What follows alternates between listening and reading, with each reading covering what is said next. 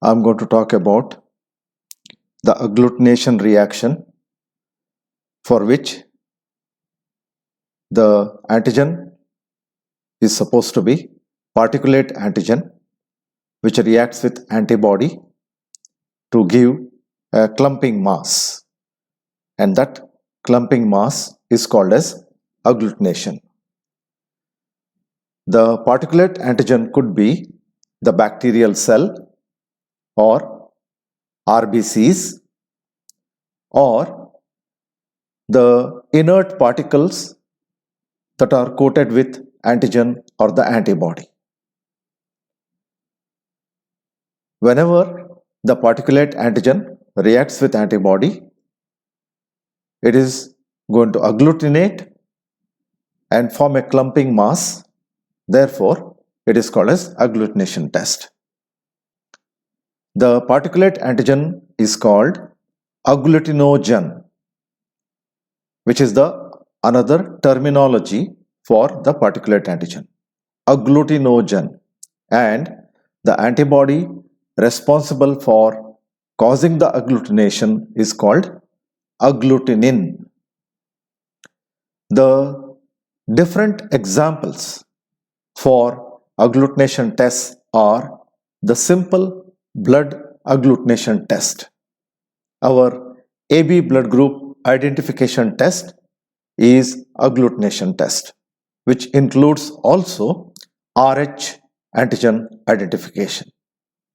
Then bacterial agglutination test, which we'll be discussing little later, where the bacterial cells themselves can be used for agglutination reaction, or their antigens can be used for the agglutination reaction. The heme agglutination test is a different type of test, which we'll be discussing later, and latex particle agglutination test also we'll be discussing later. First, we'll take up blood agglutination test. The blood agglutination test is a direct agglutination test where the RBCs readily have the antigens on their membrane, or they may not have antigens on their membrane. The antigens will be A or B or AB, and corresponding antibody which is available as anti-A or anti-B can be used for agglutination test, and it is performed as a simple slide agglutination test, which is the direct test. Similarly, the RH antigen which is present on the RBC, then the RBC is supposed to be RH positive, and the antibody corresponding to that is anti-D antibody, and when that antibody reacts with the RH antigen, it will form the agglutination of the RBC. So here the particle is nothing but red blood corpuscle, which is having the antigen on its surface. In this slide, the example that is shown is BRH negative, where the person has B blood group whose antigen is B and which is agglutinated, and the RH antigen it does not possess, therefore it is RH negative. Similarly, in these slides you can make out where the BRH positive is represented by agglutination of B blood group, and the RH factor has shown agglutination in the extreme left hand corner side on top, whereas A has not shown agglutination. In the RH negative, you can see that A blood group is showing positive reaction where agglutination has taken place, B has not shown the agglutination, and RH also has not shown agglutination in the extreme right top corner, ARH negative. Like that, one can demonstrate the agglutination reaction on the slide itself by adding the antibody to the drop of blood that is taken from the fingertip. 3 drops of blood placed as shown in the slide, to which the antibodies of corresponding blood group should be added, and if the agglutination takes place, then it indicates the positive reaction. If the agglutination does not take place, then they are supposed to be negative for that antigen. In such a condition, you can see here in the second row and the column, the O negative, where none of those samples are showing agglutination, because it is Rh negative as well as AB blood group negative. So in the sense, A and B antigen are not present, so therefore it is O negative. So AB negative will show the presence of the antigen A as well as antigen B, and the Rh group will be negative. It will be shown in this form, where you can see that the A blood group and B blood group shows the agglutination, that is both the antigens are present, and the anti-D does not show agglutination, indicates it is Rh negative. This is the comparative chart for the blood group agglutination, where different types of blood groups are shown here with different agglutination reactions. Whereas the heme agglutination test, which is performed using the inert RBCs. These are RBCs obtained from the O blood group person or sheep or chicken, which are chemically treated to make them inert. The chemicals that are used are tannic acid and formaldehyde. And after treating the RBCs with these two chemicals, those RBCs will in fact become inert, losing all those antigenic characteristics, whatever the antigens that they have on their membrane, and they become inert particles with the membrane that is capable of attracting the antigen on their surface if the antigen is to be coated, or the antibody can be added to coat the antibody on their surface. They will retain the hemoglobin pigment, and that pigment will be useful for identification of the agglutination of these inert RBCs. Therefore, these RBCs, when they are used as inert RBC particles, the test is called as heme agglutination test. For the heme agglutination test, two different types of methods can be followed. In passive heme agglutination test, the inert RBCs are coated with antigen, and they are used for the detection of antibody in the serum, suspected serum. In the another test, reverse passive heme agglutination test, the RBCs, the inert RBCs are coated with antibody, and they are used for the detection of antigen in the sample. Now here is the demonstration of the heme agglutination test, which is called as passive heme agglutination test, where the inert RBCs were coated with antigen and they were used for the detection of the antibody.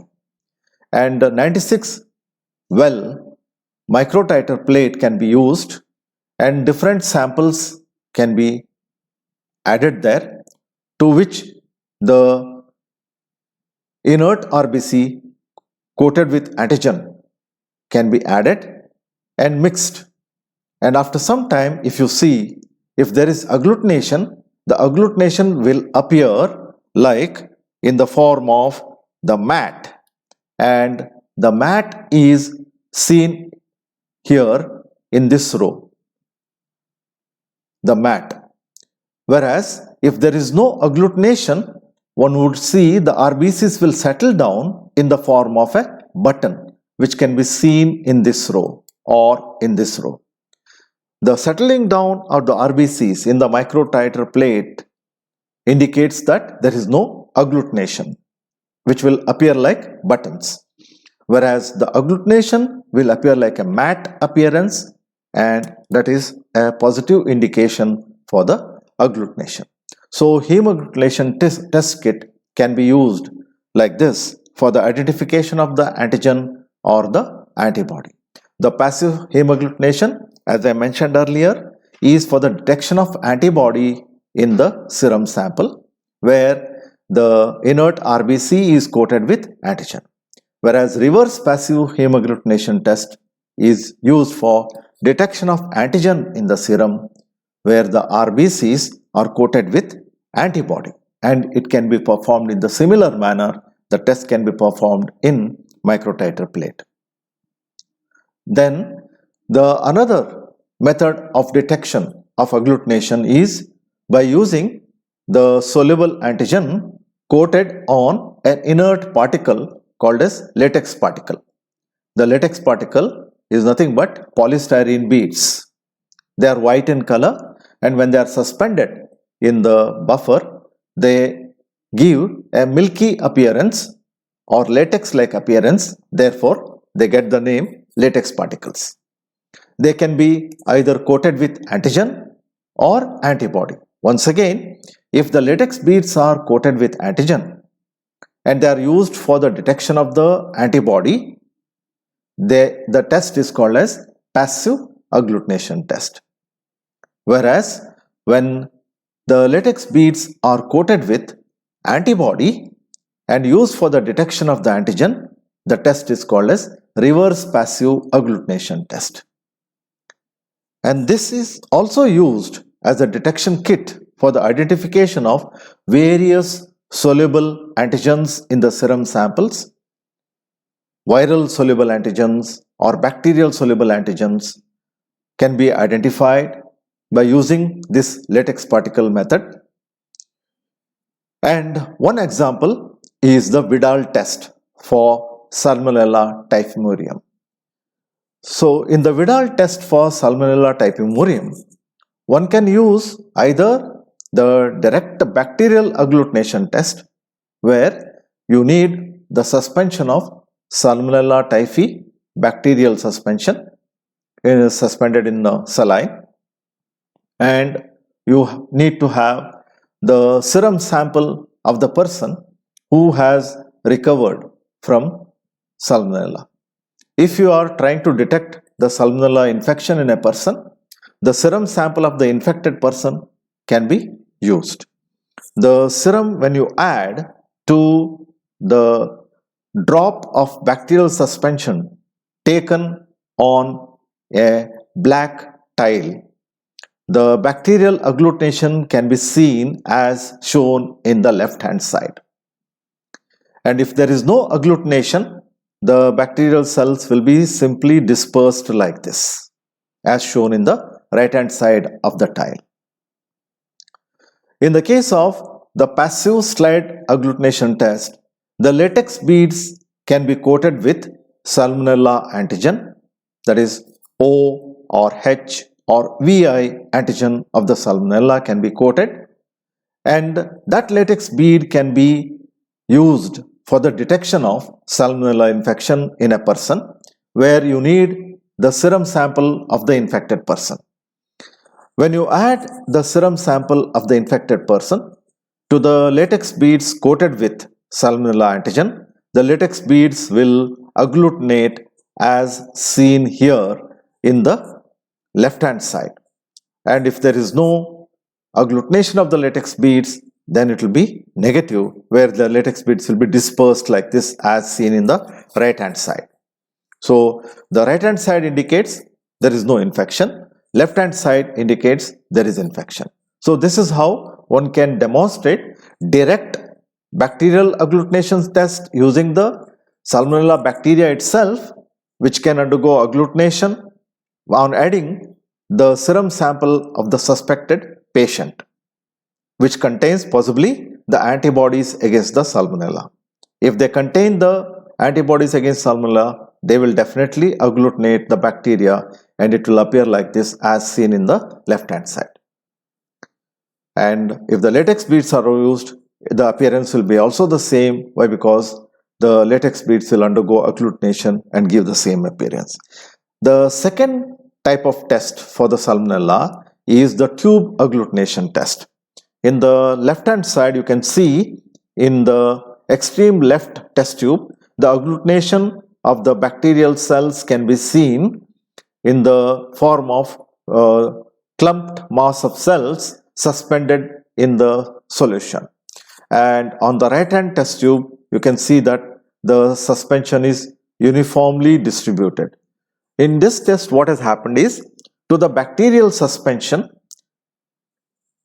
containing the Salmonella bacteria, the serum sample of the patient suspected to be having Salmonella infection is added, or the serum sample of the person who has recovered from the Salmonella infection is added. The Salmonella antibodies which are present in the serum will react with the bacteria to give the agglutination as seen in the left hand side test tube. If the serum is negative for the Salmonella antibody, the bacteria will be uniformly distributed in the solution like an emulsion. In another method of detection of the bacterial agglutination, one can dilute the serum sample of the patient suspected to be having Salmonella infection in a serial dilution in a manner where the first test tube would contain a definite volume of the serum which is diluted in a serial manner like 1:10, 1:20, 1:30 like that. And after dilution of the serum, to that you can add the bacterial suspension of the Salmonella typhi equal volume to all the test tubes and allow it to remain for some time after shaking.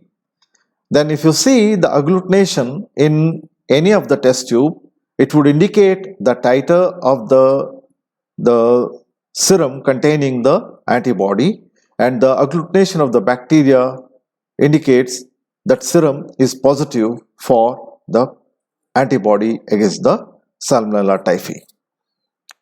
So in this manner, the agglutination reactions can be demonstrated either directly or indirectly using the cell suspensions of the RBC for the identification of the blood group, or cell suspensions of the bacteria. It is not only for the Salmonella bacteria, you can detect almost all different types of bacteria, like E. coli can be also detected. Alright, so different types of bacteria having the corresponding antibodies against them can be used for the agglutination reaction.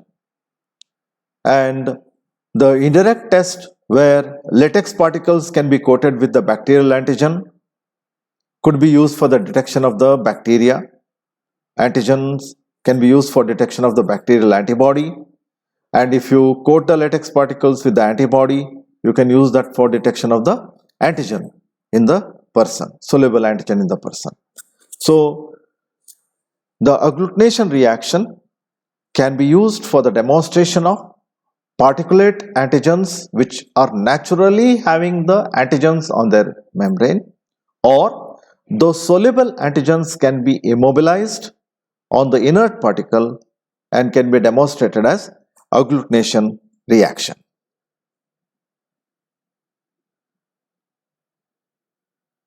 Thank you.